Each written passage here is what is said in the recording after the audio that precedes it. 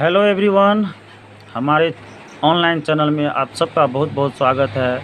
मैं बीके राय और आज मैं इस वीडियो में क्लास 10th का बहुत ही महत्वपूर्ण क्वेश्चंस को सॉल्व करने वाला हूं, जो क्लास 10th का है और ये एक्सरसाइज 8.1 का क्वेश्चन नंबर 10 है। ये क्वेश्चन बहुत ही इम्पोर्टेंट है। कितनी बार ये जो है बोर्ड एग्ज़ाम्स में इस क्वेश्चन को पूछा गया है और इस क्वेश्चन को आने की बहुत ज़्यादा संभावना है। सो आपका ये VVI क्वेश्चन भी हो जाता है।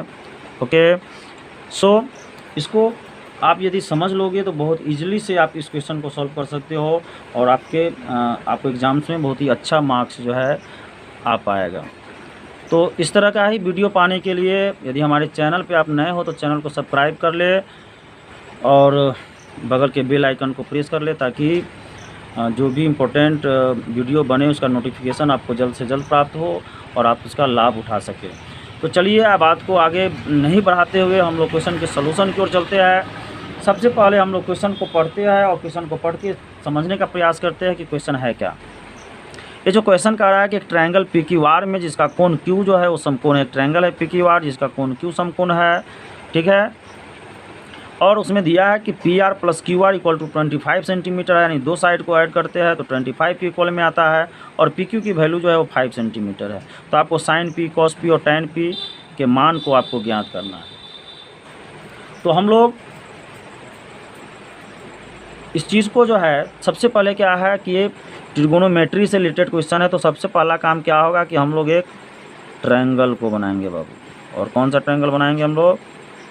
समकोण त्रिभुज, राइट एंगल ट्रायंगल बनाएंगे। क्वेश्चन में कह रहा है कि Q कोण समकोण है, तो आप यहाँ पे Q दो, इसको Q दो आप, ठीक है। और क्वेश्चंस के बाकी पार्ट में sin P, cos P, tan P का वैल्यू निकालना है, तो यहाँ पे इसको P कर लो कि आपको आसानी हो। तो आपका ये ट्रायंगल का नाम क्या है? PQR। सो PQ तो हो गया और ये वाला पार्ट आपका R हो जाएगा और ये आपका 90 डिग्री हो गया, ठीक है।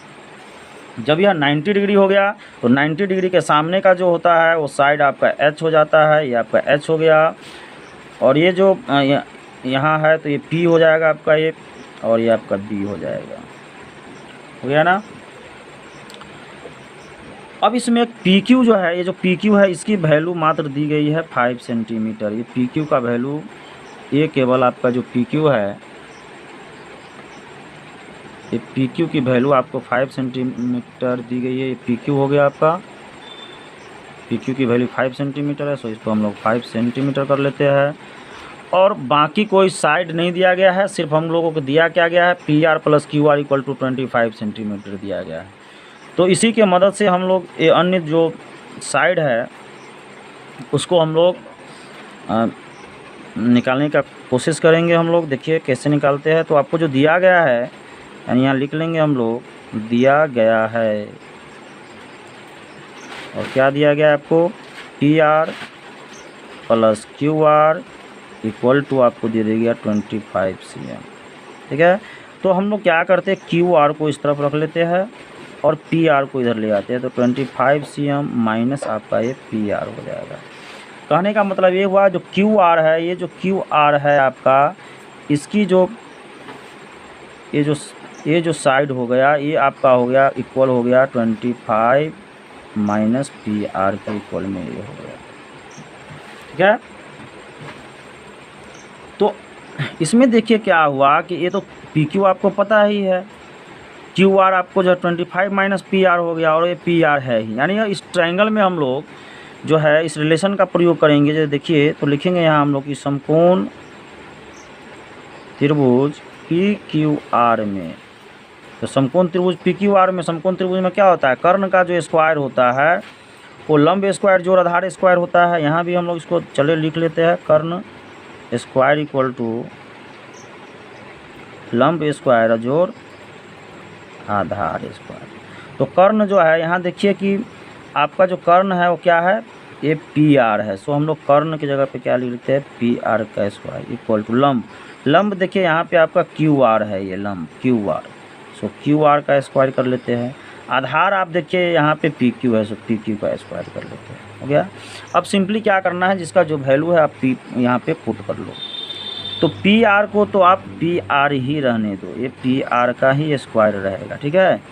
यहाँ क्यू आर का जो स्क्वायर है वो आप क्यू आर देखिए यहाँ पे इक्वल है 25 cm माइनस पी आर का, तो इसके जगह पे हम लोग को 25 माइनस पी आर कर लेना है और इसका स्क्वायर कर देना है।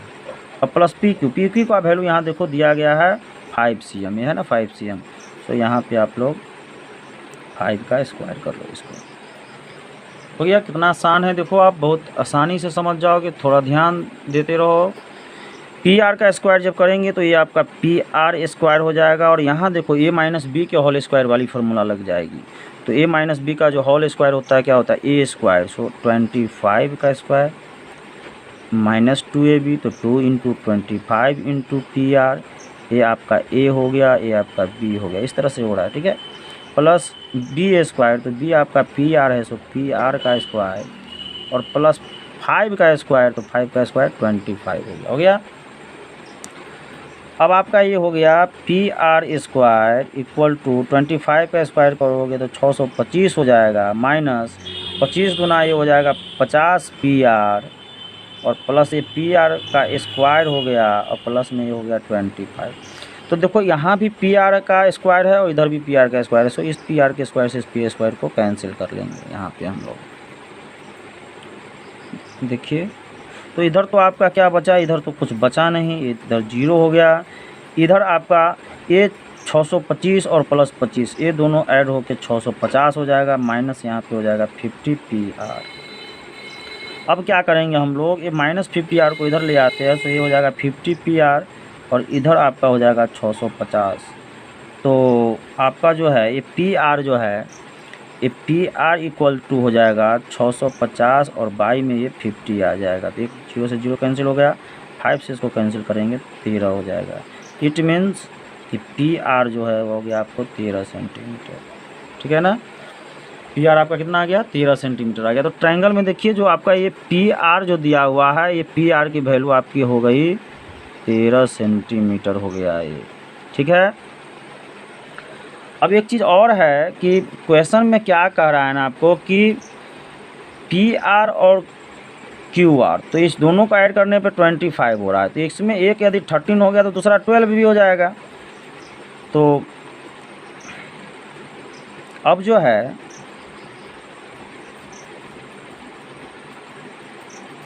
अब तो ए आपका 13 हो गया, ए आपका 5 हो गया, अब इसको निकालना है। तो ये अब हमको क्या निकालना है, क्यू आर।